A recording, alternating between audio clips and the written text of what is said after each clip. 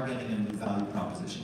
And unlocking that key and working in that design space and breathing life into what that means to be a stakeholder. And it's not just financial. Financial may be the smallest part of it. It's psychological, it's social, it's access, it's governance. It's a lot of things that make them feel part of it and give them new power that they didn't have before. And it's possible that what's going to unlock this whole Web3 is, these followers who are having an aha moment and are starting to demand. It's like, okay, I get this stuff in these Web3 platforms. I don't get it on Instagram. This is where I want to spend more time. It's more rewarding for me. Yeah, I totally agree. It's unprecedented in terms of what all these converging technologies can do to create that tighter relationship between influencers or brands and the people that love them. You mentioned DeFi, which is, I think, an interesting facet of all this and how it intersects with NFTs. And I think, Ben, you're probably as good as anyone to tell us a little bit about your perspective on how those two worlds intersect. You've invested in over 75 companies, Charged Particles intersects NFTs and DeFi in a really exciting way. It feels like they were running on their own tracks, and then they kind of started to come together, and then Terra Luna happened, and one train just stopped. Where are we now? Yeah. Okay, there's a few things here. DeFi, yeah, I'd say that DeFi and NFTs kind of were in their own little siloed ecosystems, for the most part, kind of on their own independent tracks. But there's been like a start to see kind of the convergence of these two in new, interesting ways. So that I still think that there's still like a DeFi track and an NFT track, but there's also like this middle ground where they kind of converge and combine in new, unique ways. And I don't think it was necessarily like Terra Luna that like kicked off this whole thing. There was definitely some macro stuff, but there's absolutely a lot more risk within the DeFi ecosystem. I mean, I have my CFA, and most of these things I look at, and they're so sophisticated, even for me, who can do Black-Scholes and price analysis by hand, can't figure it out, But so there needs to be a bit of this like simplifying, abstracting way, some of this complexity in the background, and that applies both to the DeFi, the NFT, and then like the converging DeFi NFT financialization of NFT track that is kind of new and emerging in the space as well. Yeah, that makes sense. It seems like they're moving towards an open relationship, that there's some things that they can do together, but some things they still have to do separately. Well, look, we're talking about where this is going and, this bear market, but we have this Reddit drop that just happened that onboarded millions of people, a really incredible example of what is possible with this underlying technology, and in a lot of ways unique in how they executed on this. Flip, we were talking about it a little bit beforehand. What's your perspective on that drop and what that tells us about where we're at? I think that drop is very important for what people are calling as like Web 2.5. I think Reddit did something very, very important in that they addressed their commute. Like Reddit was the place where people were detractors of Web3, NFT, and all of that kind of stuff. So what Reddit did was Reddit decided not to call their collectibles NFTs. They called them digital collectibles. They decided not I had to find something over there. It's just super quiet there. It's actually kind of, I don't know, it's kind of dead over here. Everybody's kind of all over the place. I'm going to show you guys the other side over here, where all the vendors are at. All right, here we go. So, here we are with all the vendors.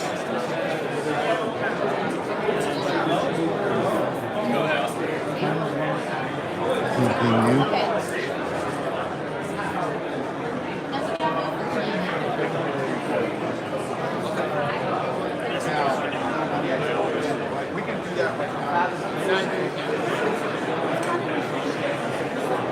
See, it's not that big, guys. It's really not that big. It's like actually really super small, and it doesn't even seem like everybody's here.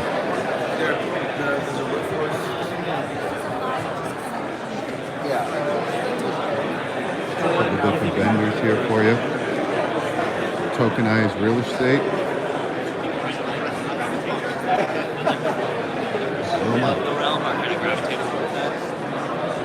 Global market data. Alpha fit, huh? Whatever that is. So here's some of the smaller booths over here. Yeah. Unchained Music sequel.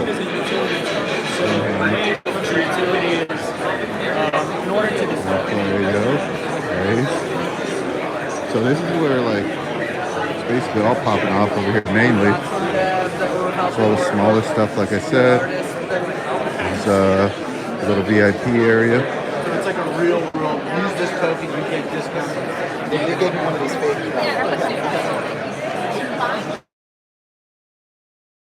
Check this out. Super awesome. Some Doge, coin, vodka. It's freaking so sick. That is so sick.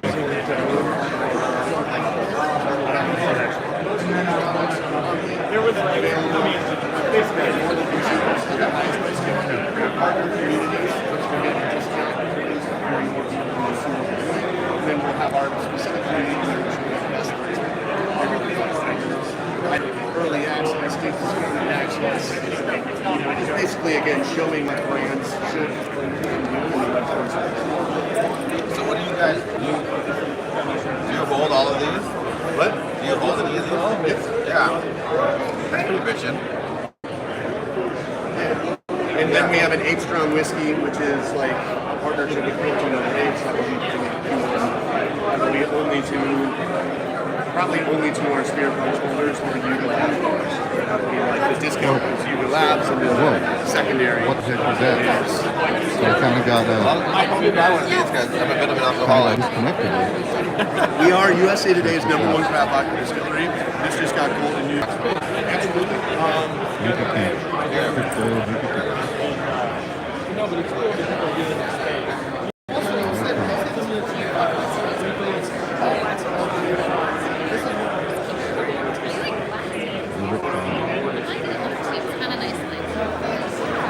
So, it's actually, like I said, it's not that big, guys. It's really not that big.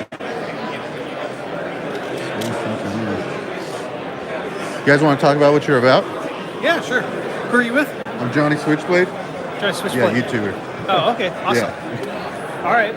You want the song and dance? Sure, yeah. Awesome.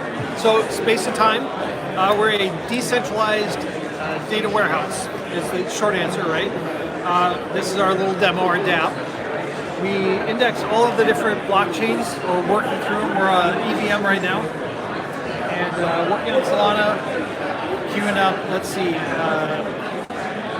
Cosmo, and see, now I'm on YouTube. I don't know what I'm not used to. It always happens, man. It always happens.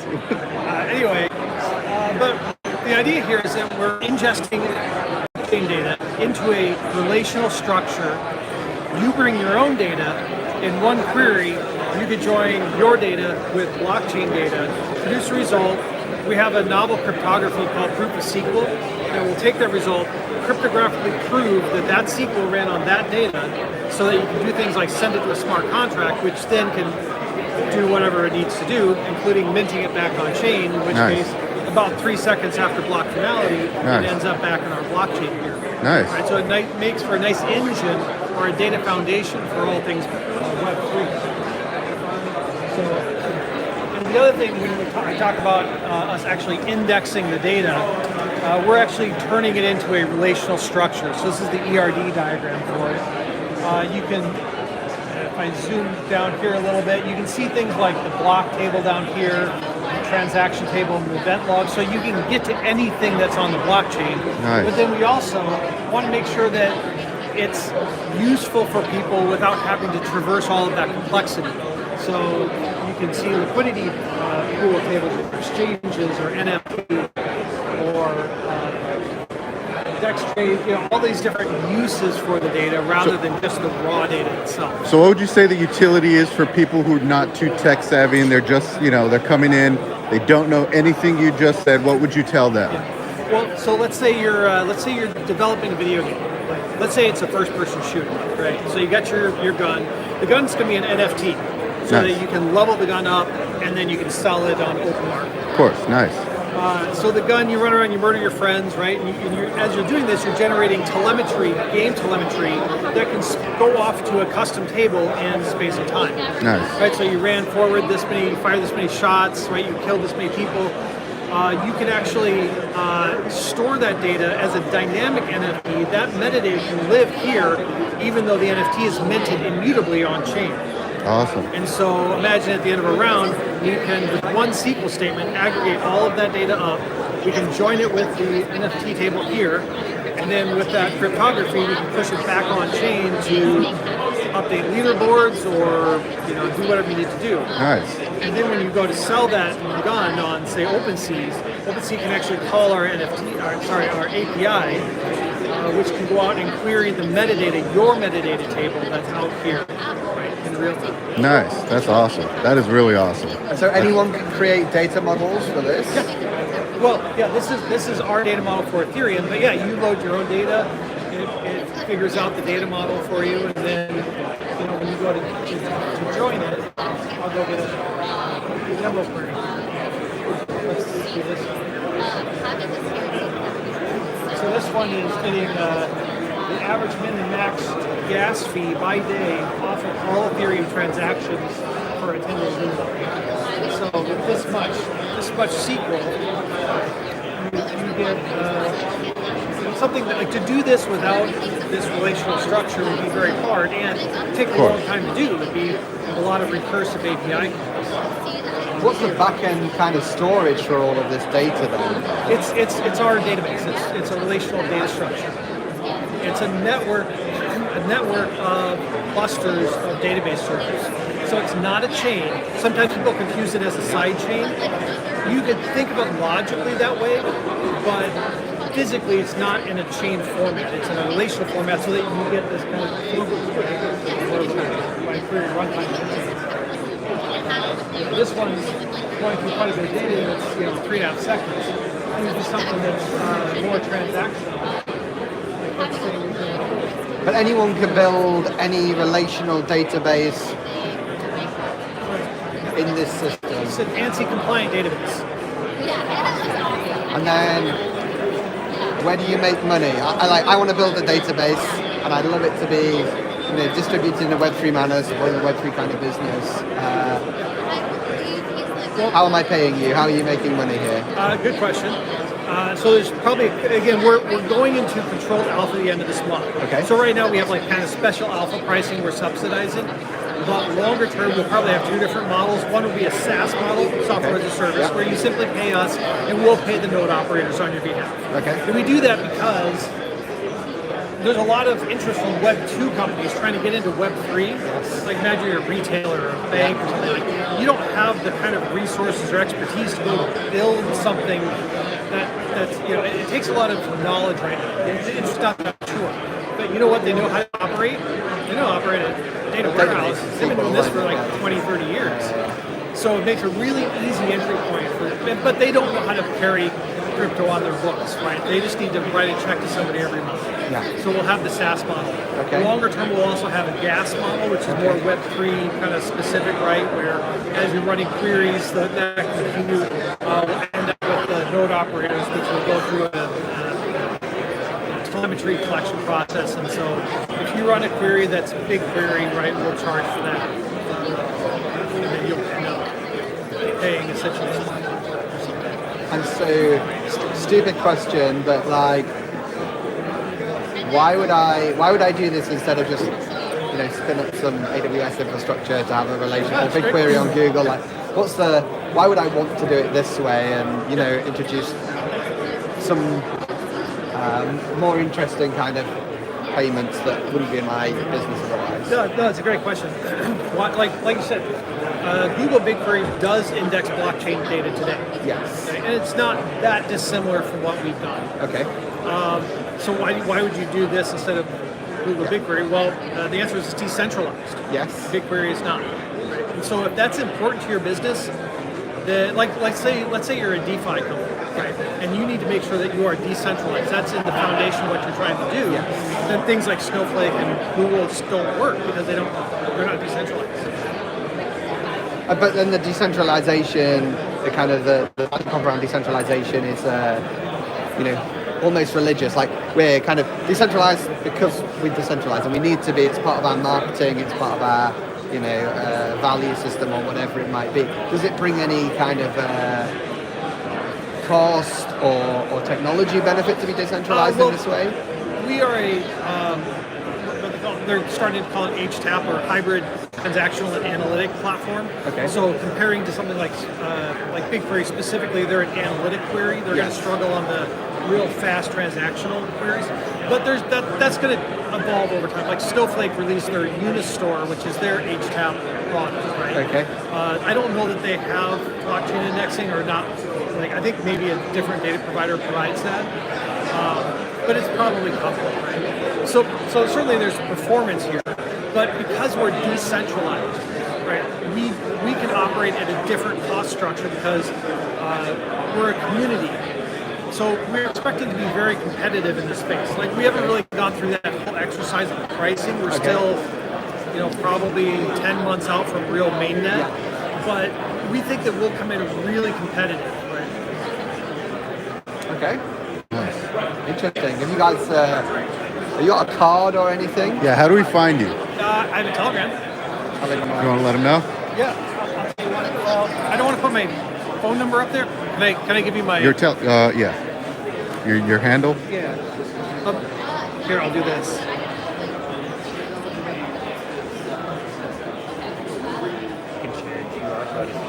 Yeah, I was just saying, can I just do that? Yeah, perfect. Sweet. That is Steven from Space and Time. Good meeting you. Thank you so much. What was the name of your... Johnny Switchblade. Johnny Switchblade TV. Awesome. Thank you.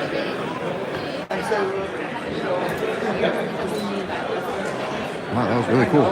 Really cool, guys. Man, they have all these really cool ones over here too that I want to talk to, but the same kind of busy here. Let me go over here. They seem. Let's check out this Dogecoin vodka over here. What's going on, man? How we doing? Johnny Switchblade, Switchblade TV. Yeah. You want to give me your spiel? You want to let people know what's going on over here? Sure. We're building and curating tools to help consumer packaged goods. Oh, cool. Bridge blockchain. Nice. We have a partnership with our established distillery, which is USA Today's kind of vodka distillery, to basically showcase what those tools could look like. Nice.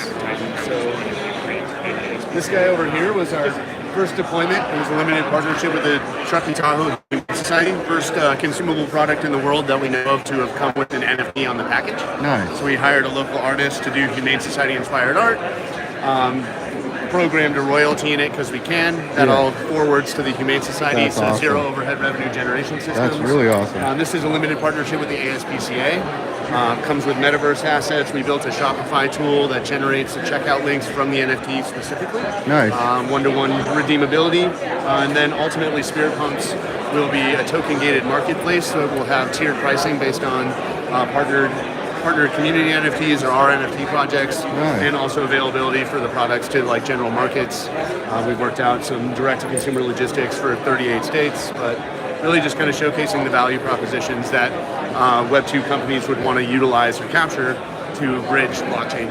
I think that's super cool, man. That is well really as awesome. build some Web3 is both a technology layer as well as it is a cultural layer. Yeah.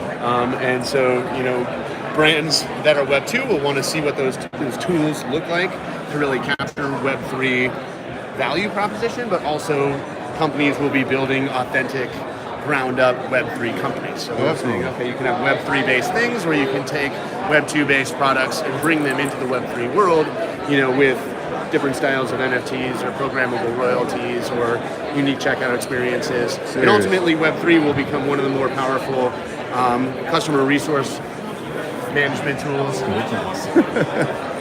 nice, that's really cool. We're just here to build and curate infrastructure. So how do people find you? Spiritpunks.io or Spiritpunks.io. Spiritpunks _ on Twitter. Sweet. And Go check them out, our guys. meta persona, Sailor Gary, is Ape 1926 on Twitter. Yeah, go check them out. Yeah. 1926, Sailor Gary. I think I have two. I'm gonna take one of these. Yeah, please. Sweet. Cool, nice meeting you, brother. Yeah, pleasure, Jonathan. Take it easy.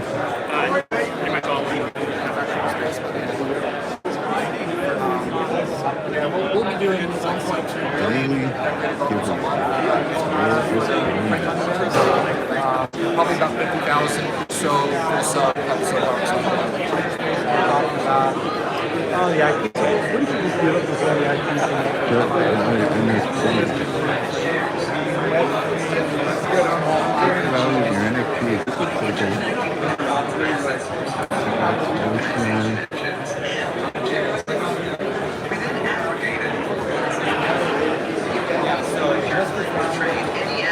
One thing that we've had to do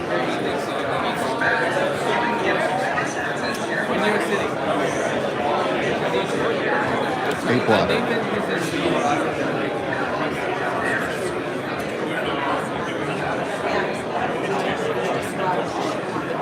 That's how the company works. I got it. She's awesome. Yeah. Check that out, guys. Ape waters. That looks so sick. We use our software for you guys to distribute. Yes, we use talk to like VCs all the time just for like basically giving services to their portfolio companies. Yeah, interesting to hear like you guys are. Look a little occupied. Maybe we'll come back. Maybe we'll check them out in a few minutes.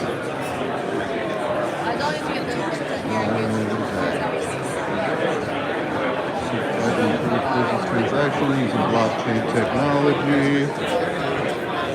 Hey, how's it going? Good. Johnny Switchblade from Switchblade TV. You want to tell me what you're all about? I can do, but our CEO is the best person to do that. Is he? Yes. Is he a speaker today? He's going to be speaking at 2:20 today on that 2:20 stage. today. Yeah. And Got I'm it. sure he would love to do this for you. Yeah, I could do definitely. it, but like it'd be better for Maybe like a little tidbit. Sure, for me? Yeah. Sure, yeah. Where are you from, sorry? Switchblade TV. Switchblade. Yeah. Can I book you with him to, like later? Would that be good? Yeah, I don't have much time today, but tomorrow maybe. Tomorrow he's yeah. good. Yeah. Yeah, if that'll work. Switchblade. Yeah. How do you want to do it? You want to just book it like on a calendar, or do you want to just show up at the time? Like, how's your? I can show up. Okay. Yeah, it would be a lot easier if we just show up. He'll be here most of the day. In the morning tomorrow would be great. Okay. Yeah. Yeah. So we're at the same booth. Yeah. Cool. Yeah, Awesome. Yeah. Thanks so much. John. He'll be again. much better than me. Yeah. trust No me. worries. No worries. He's our visionary, so like he'll run through everything. Yeah. So and he's our CEO and founder, so it's Awesome. much better. Yeah. Appreciate it. We're a company from Vancouver. Okay. We operate in 5 provinces. We're a financial services and tech company. Nice. From our blockchain side, we have a capital markets investment platform built on blockchain. Oh, okay. Got it. So got you it. can basically become an investor on the platform, invest in our private markets deals. You can raise capital as a company through our accredited investors database that we have on the Nice. platform. And then the other side of it is that we have FinWallet and FinToken, which are kind of our crypto side. And we're licensed and regulated with FinTrack in Canada. I'm gonna take these. So yeah, those two would be the perfect for us. Sweet. You can also scan the QR code. You probably did. I got it. Yeah. That gives us everything. We just announced literally just 20 minutes ago something called Finhaven Chain, which is like a kind of way that we're going to work alongside banks to like build Awesome. like a decentralized structure. Nice. That's really cool. Cool. So I'll see you guys tomorrow morning. We'll come check it out. Okay. Appreciate it. Thank you.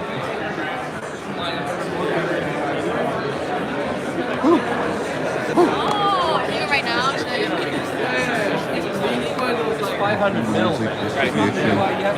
Probably that's why I said within 3 weeks. Crypto portfolio.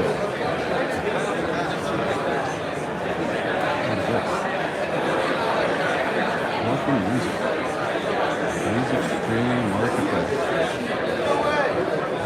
How you doing? Is this you? Yes, not the founder. The founders are now at lunch. Founders at lunch. Yeah, a lot of founders out right now, huh? I'm kind of the chief of staff working for them. Okay. Part-time at this moment. Okay, so when's a good time to come back? I can explain the product and service, but Yeah. if you want to meet the founders there in time back in. Yeah, if you want to just explain the product.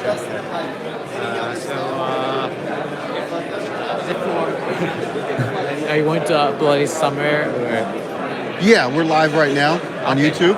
Okay. Yeah. You can just give me like a small gist. Yeah, sure. This is an online marketplace where the artists upload their music and they mint the NFT. Nice. The platform fractionalize the NFT. Oh, cool. Like 1,000, etc. Oh, wow. And the fans can hold the NFTs. Nice. And also we are automating the royalty payment to those fans. Okay. Through NFT. Cool. Yeah. So and we are based on Cardano. Oh, on Cardano. Yeah, nice. It's more stable, cheaper. Definitely. And, science based on. Definitely. Yeah, You guys speaking? Could you say? Are you guys going to be speaking? Speaking, yeah. On the stage? fund is going to When are you guys on? On Thursday. Thursday. Awesome. Cool. Cool. Thanks for your time, brother. We'll see you on stage. Appreciate it. All right, so I think I'm going to get back to the main stage. Kind of left my wife over there, so it's one of the smaller stages. Not much going on over here.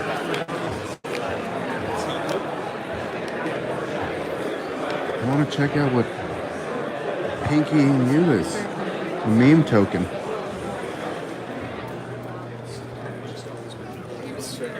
Oh, man. Let's sneak back into the main stage.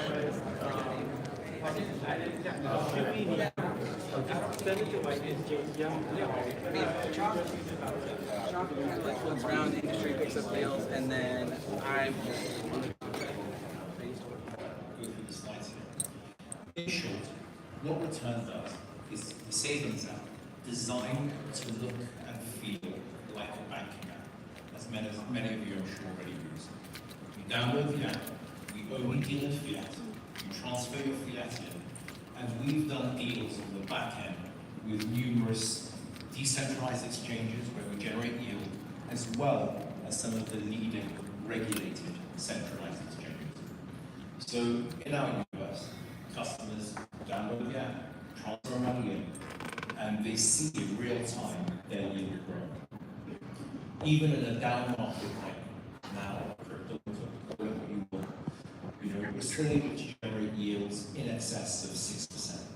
So 6% on field, that's 20, 25 times more than you're getting in the bank. So we feel there's a massive opportunity to really expand this business. One of the key factors, one of the rate limiting steps of growth is regulation. You see, whether we like it or not, it's coming and it's here. There's two reasons for it. One, the volume of transactions that we call crypto transactions, is massive. Hundreds of billions of dollars. Yeah, this party just died in here. I think Everybody's outside with the vendors. Unlike many other industries, there are protocols or technologies such as chain analysis that actually allow regulators to have a see-through and see where the transaction is coming from.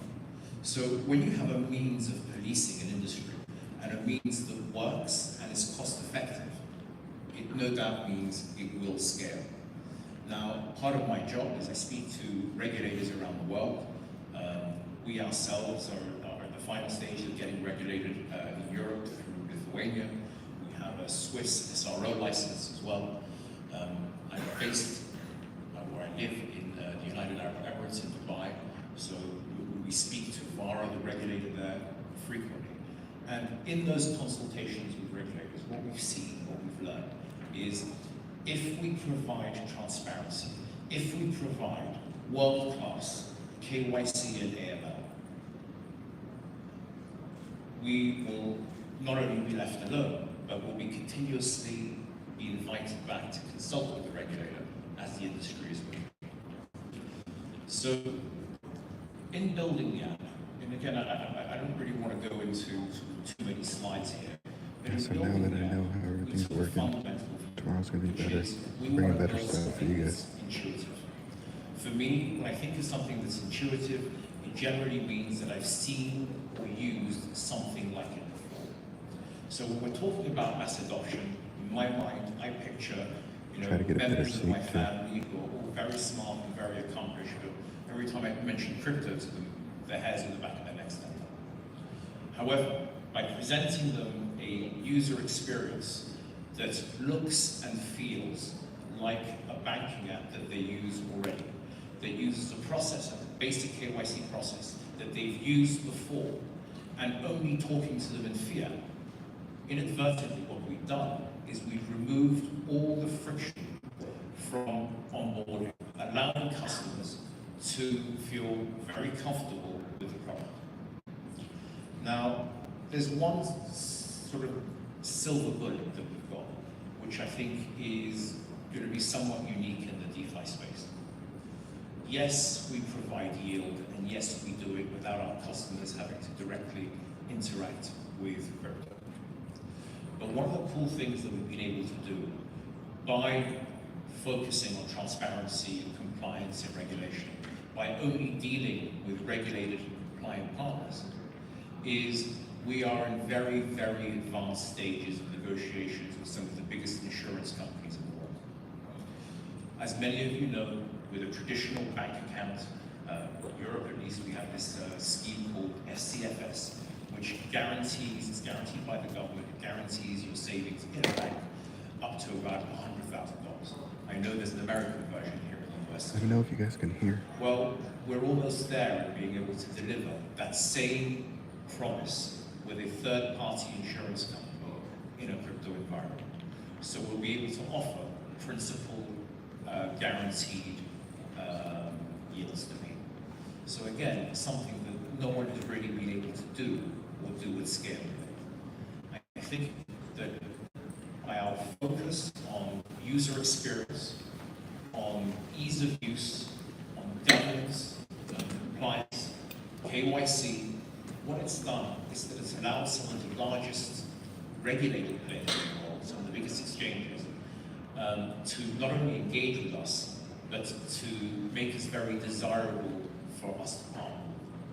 Why is that? Well, every penny we give them is KYC. Now, for them to be able to say that to their own regulator, well, that's a really big deal. So, again, I wish it was all by design. We got lucky. It pushed us ahead of the queue to actually get deals done with some of these mega players. So it's put us in a relatively unique position. I think it's worth noting from the time in which Return was funded to So this today. is return.finance. I was at the last DGH conference. I think it was a security token conference in New York. It was a week after our funding. I'm pleased to say that with relentless execution and a team of co-founders who are truly second to none, we managed to get our app out into the App Store for the first time a few days ago. So we're able to execute quickly and integrate with all these third parties really quickly. I think the other thing that's kind of interesting is over the course of some of the talks I've been hearing today, people have been talking about on-ramps to other financial products. One of the key differences Return has is we have built this simple and easy to use interface which is designed for mass adoption. Now, at the moment, our mechanism is we exchange your fiat for stable coins, and through our yield partnerships with both decentralized exchanges and centralized exchanges, we generate yield, and we share that yield with the customer. What we're also able to do is now plug in other fintech products to back this, because we have this KYC requirement. So very soon, we envisage a world in the US, for example, where we'll be able to launch a retail product allowing customers to invest $100 in crypto.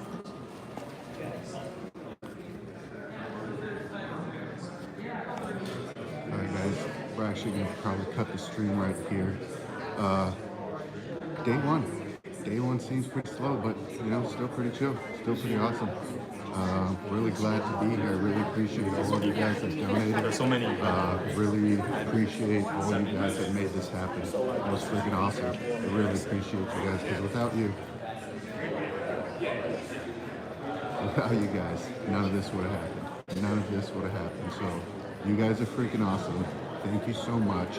That's going to do it for today, guys. Go ahead and like, subscribe, comment down below. Do all those things that the YouTubers tell you to do, and we will see you next time. Peace!